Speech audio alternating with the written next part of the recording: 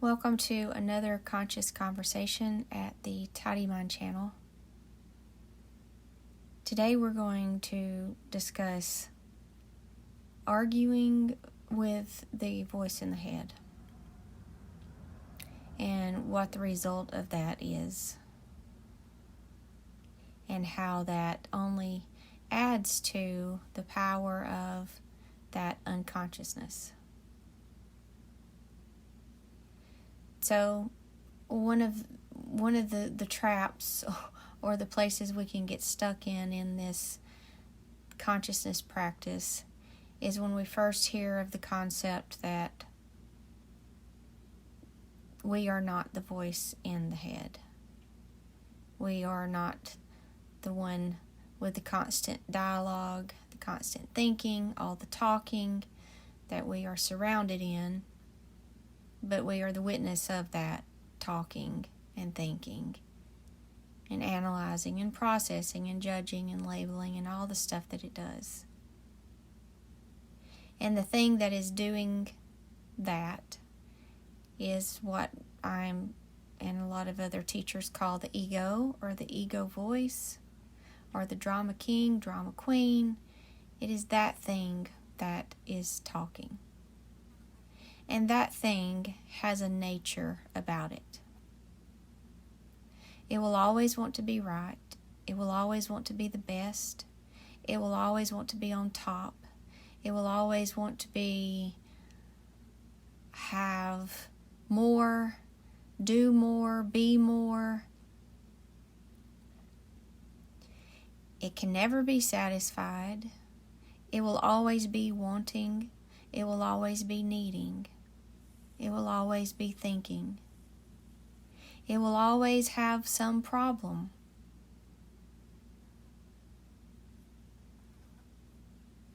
It's very good at creating problems. And then it will always want you to fix that problem. It obsesses, especially if it's being diminished, meaning it's not getting what it wants, or someone outside of it is not supporting a belief it has about itself, which is always inflated. I am this and I am that, and I am wanted and I am desired and I am all that. And if someone comes along that doesn't support that, actually goes against that, then it will obsess over either that person or that situation. And then it will stir up so much emotional pain and discomfort in you that you think that the way to get the relief is to get that person to notice or validate or give that ego what it wants. You think that is the only source of relief. But the true source of relief is realizing you're not that thing that's wanting all of that. And for many of you, you've realized that because maybe you've been listening to other teachers or you've been listening to me. You realize that and you agree with that. I'm not that voice. And some of you may have named it, may have given it a name just so it helps you separate even more. And you know it's a separate thing, and you know that the problems it's creating in your life, and you know the pain that it stirs up. And here's the trap. You start hating that thing, which is resistance.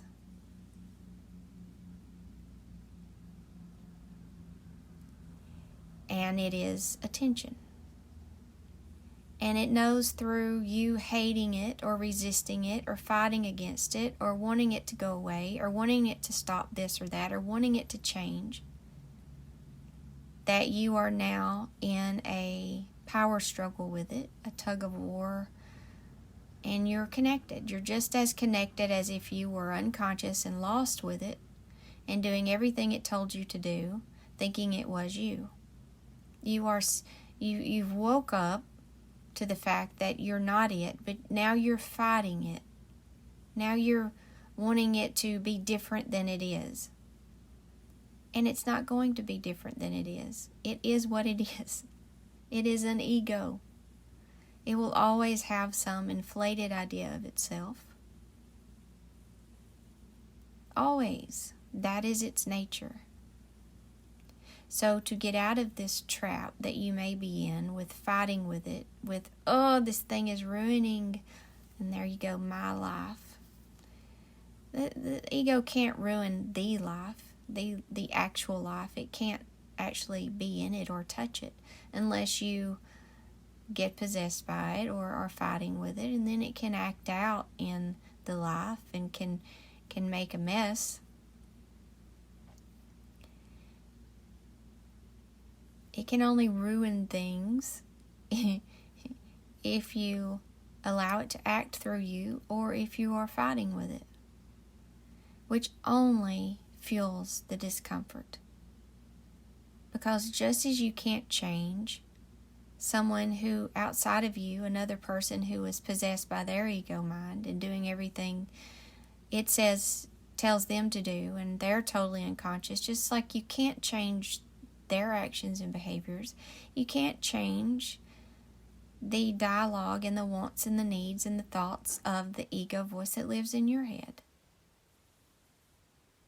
You cannot make it not be an ego.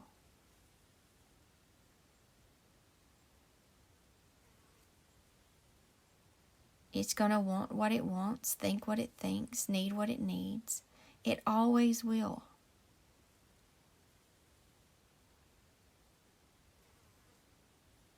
So what's the solution then?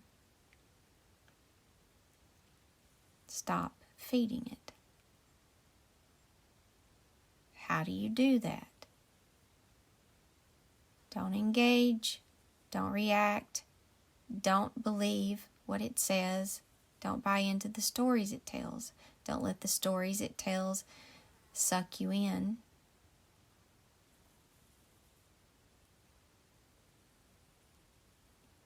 What is reacting and engaging with it? Well, it's either believing in it and getting sucked in, believing what it says, believing the stories, or it's fighting it. Oh, I hear you. I hear what you're trying to do. You're not going to do that. You're not going to take me over. I'm not going to. That's resistance. And that gives it just as much attention as if you believe everything it says. Fighting it, hating it, wanting it to change, watching it, but then offering this frustration energy,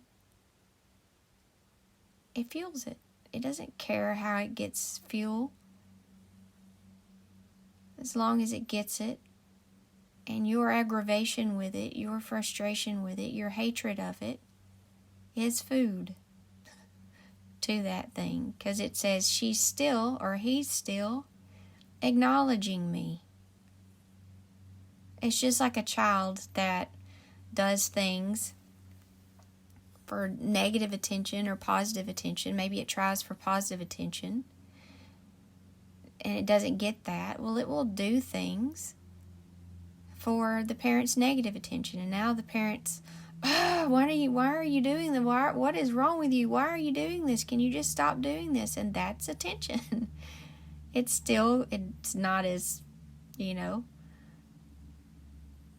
doesn't matter. It's an ego, fuels off attention, negative attention or positive attention, does not matter.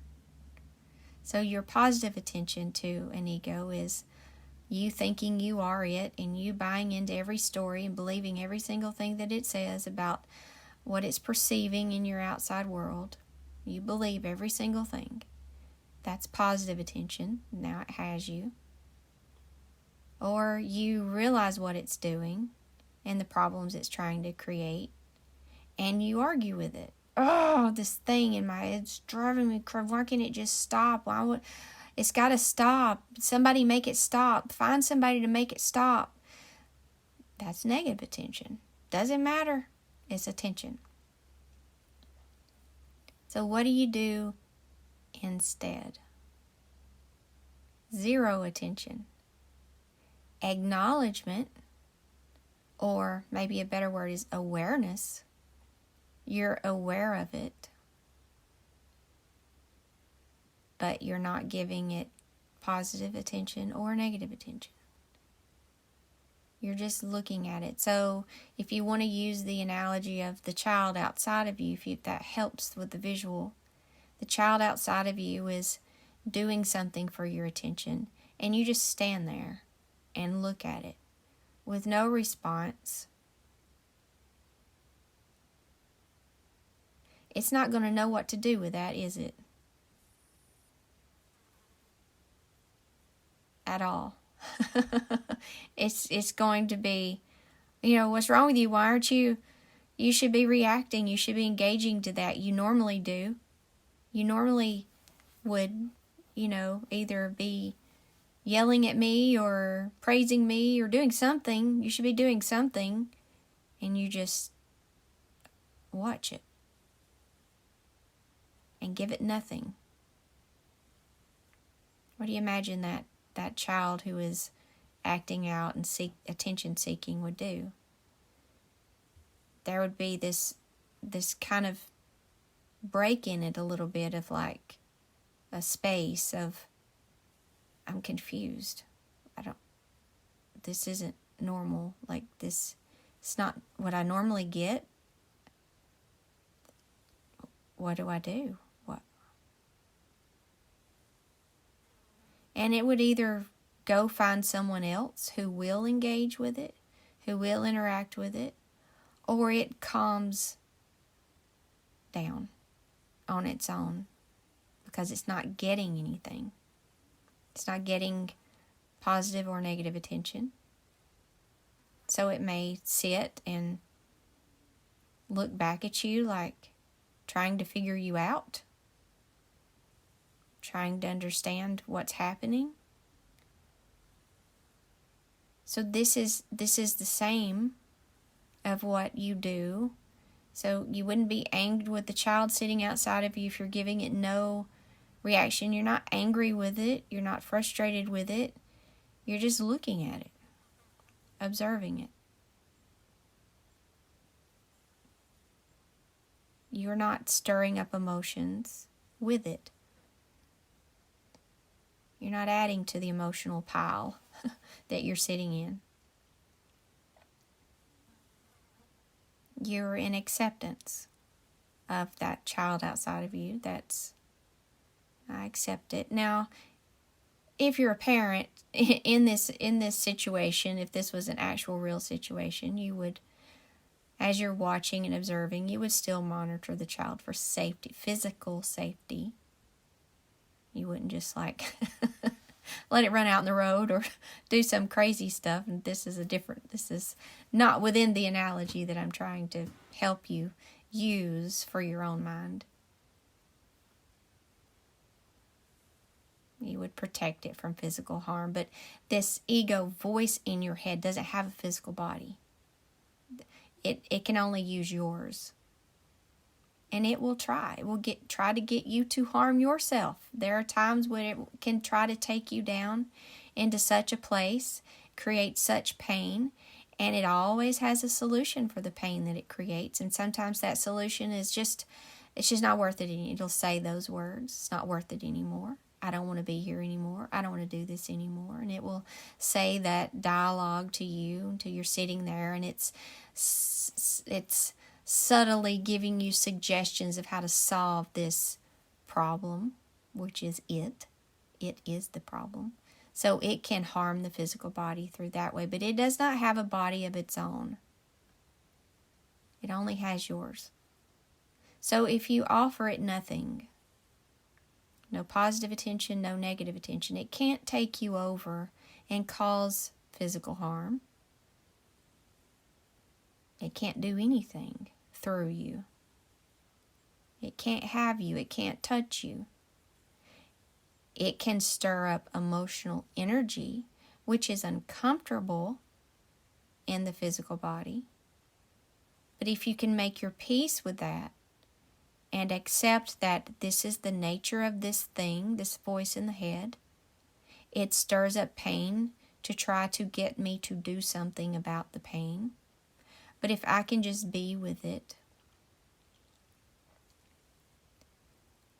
aware, this is not me. This is an entity, a voice in the head, a radio frequency we can all hear. It doesn't even have a form to it. It is sound, it is thought, it is a voice in the head that sounds like your voice, which is also very tricky.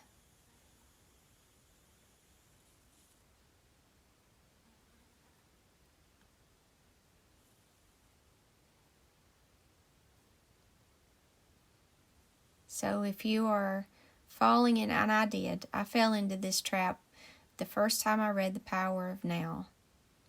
I understood what he was saying. I was able to grasp enough that, oh, that's not me in there. But then I hated it. I hated that thing in my head that had caused such misery all of my life, and that was constantly wanting and needing and thinking and stirring up emotional pain. I hated that thing. I wanted away from it. I did. But I thought that I could fight with it and give it all this negative attention, and then that would make it go away. And that only made it stronger, because I was acknowledging it as a thing, instead of just being aware that there it is. Okay, yep, that's what it's doing today. That's what it's saying today. I accept what it's doing. I accept what it's saying. I accept the pain it's stirring up in me. There it is. Okay. No more. No more than that. That's the real way to get away from such a thing, or to weaken such a thing. It's the same with the narcissistic, what psychologists would label a narcissist, or a narcissist have narcissistic behaviors. It's the exact same as what you deal with on the inside of your head. And you don't engage, you don't react. If you fight with a narcissist, if you give it that any attention, positive or negative, it feeds off of that. That's what it wants. Same thing with the thing in your head. That's what it wants.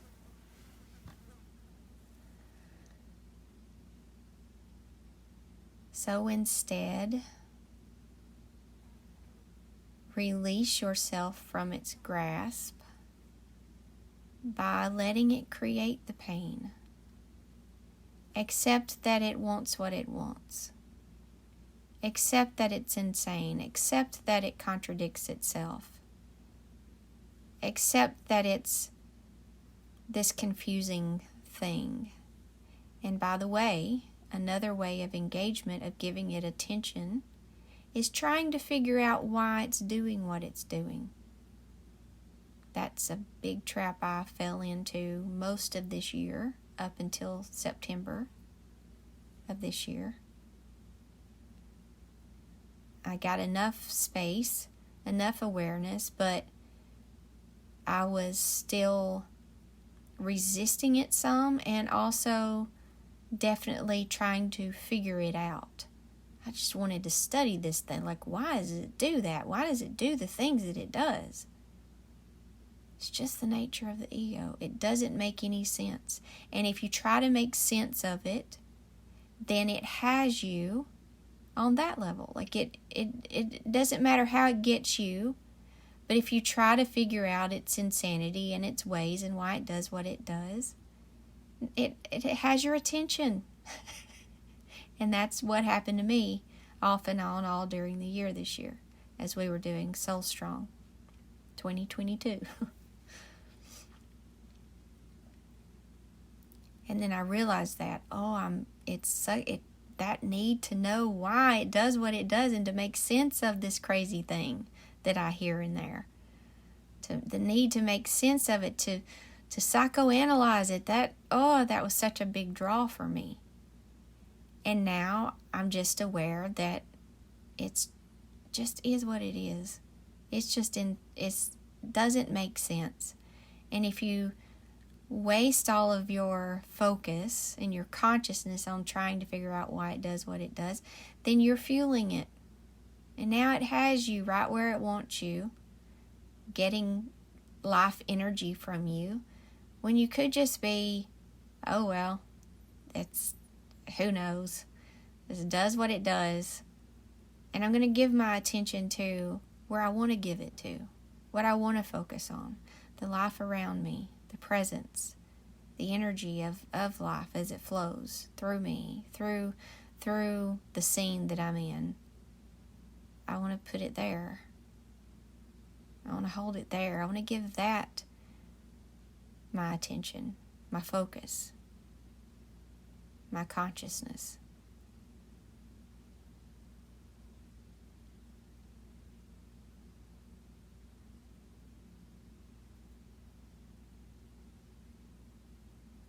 Don't argue with it. Don't analyze it. Don't try to make sense of it. Don't resist it.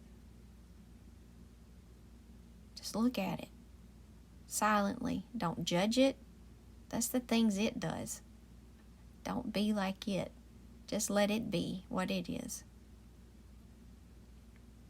You're just the watcher, not the thinker. The listener, the looker, the presence, the consciousness that sees it and hears it and experiences the pain. You feel it too. You sense the emotional pain that is stirring up. Let the pain be there. Don't fight the pain. The ego will say, no, fight the pain. You can't feel like this. This is no way to feel. We are not supposed to feel like this. This is miserable.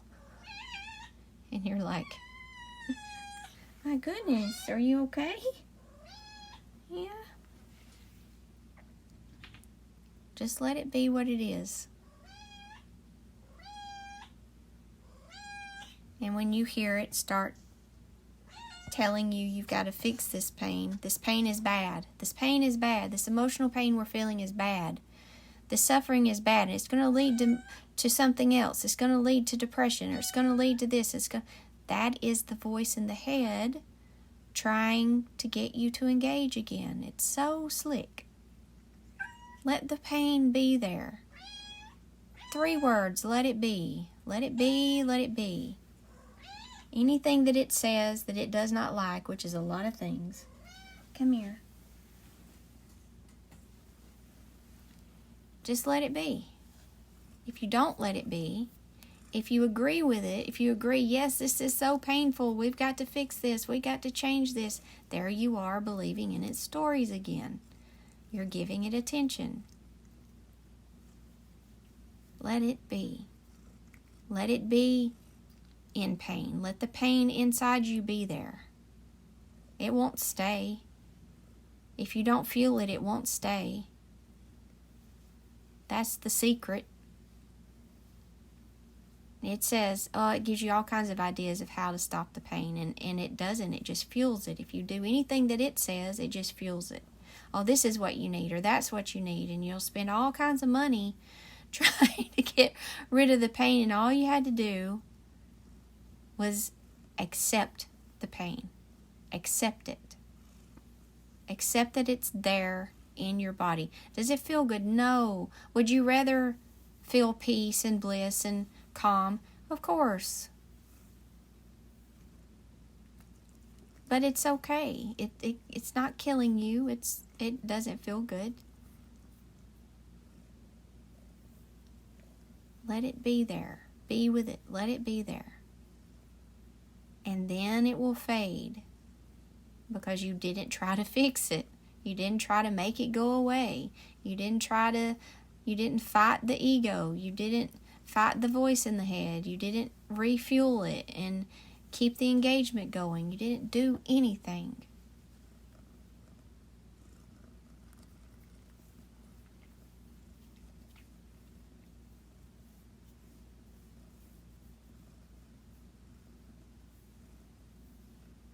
If you resonated with what I said about being stuck in that conflict and giving the negative attention to the ego voice, the drama king, the drama queen, whatever, accept that. That's something else it will have you beat yourself up about. Like, I can't believe you didn't see that. I can't believe you let that happen. And there it goes again. It's so, it will use anything. It's okay. Accept that right here, this is what happened. Oh, I see. Okay. I see. And it's okay. Let that be. Wherever you are, wherever you find yourself in this moment emotionally, whatever is flowing through you, let's just make it very simple. No thoughts. Just feel into your body. You don't have to even label it. You don't have to say, oh, this feels like frustration or sadness, or you don't even have to put words around it. You just know it's, not preferable.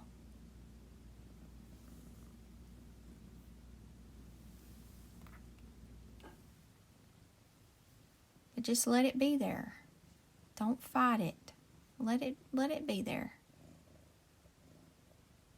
Feel it. Accept it. It's there. And then the ego voice is going to want to talk to you about, well, why it's there, how it got there, what happened, what you were doing, what you should have been doing. And there goes the voice. That's the voice. And you'll hear it. Let it be there. Let the voice start talking to you. It's okay. Let it be there.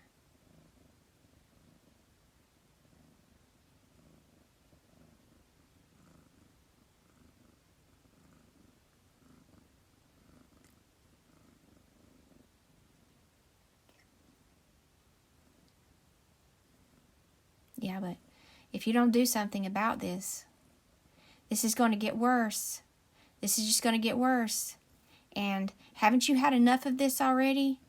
I can't believe this is still happening. You've done all this work. We've done all this work. I've done all this work. I've done all this work. And I can't believe this is still where I am. I can't believe I'm still here. I can't believe I'm still not able to do this. I can't believe that's the voice.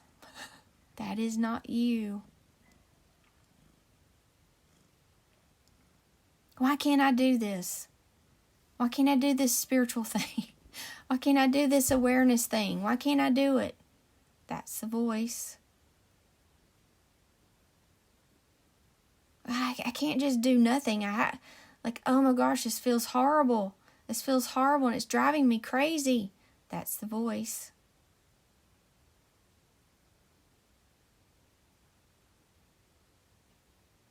Just see it up on the stage saying all those things, trying to get you to engage with it.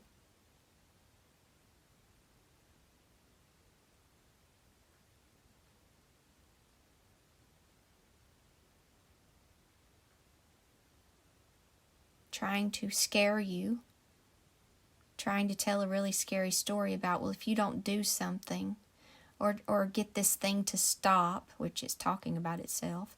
If you don't get this thing to stop,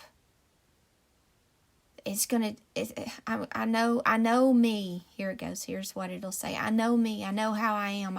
I know what's next. I know what's coming. I know it's talking about itself. I know the depth of the pain I'm about to go into. I've been there before, and I can't just not do nothing, says the drama king.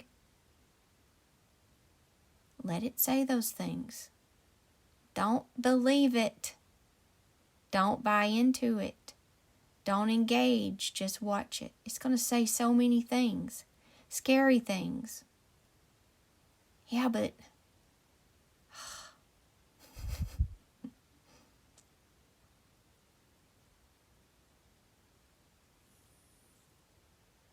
but I wonder why, it will say. Now it's going to start analyzing. I wonder why this bothers my mind so much. I wonder why this bothers my ego voice so much. I wonder why it says this thing, but then when it gets that, it doesn't want that anymore. And then I wonder why. That's it again. That's the voice. Analyzing, trying to suck you in with an analysis paralysis. Don't let it do it. It's very tricky. It's very sneaky. It always will be.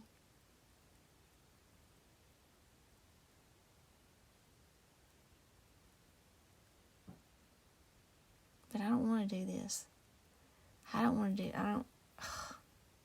This don't sound, just watch it, really? Just watch it. That's the ego voice again.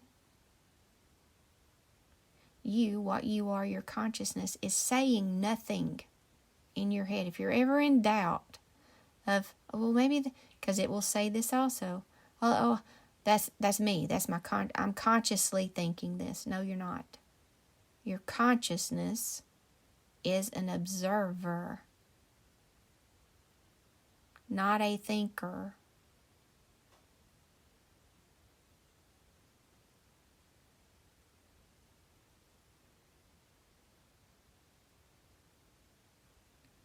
Now, after you become more strong in your consciousness and in staying aware and recognizing the voice and not letting it trick you into thinking it is you, because it's still tricking you right now, possibly,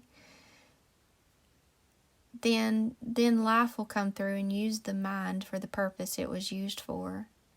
And then you can use it to focus on tasks that you're doing or actual problem solving, not emotional problem creating and problem solving.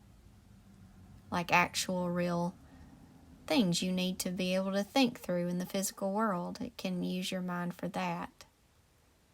But that's different.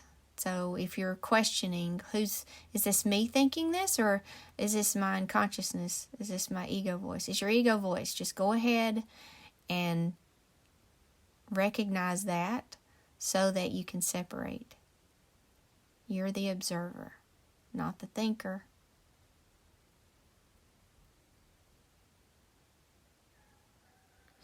And start practicing observing. You've got plenty of practice in the thought department. That ego voice knows how to think, let me tell you. Think all day long. Thoughts, one after another. How much time and energy and focus do you give to watching and listening? Sitting in the seat of the watcher, of the observer, sitting in the movie theater seat. How often do you focus on practicing that? Give it a try.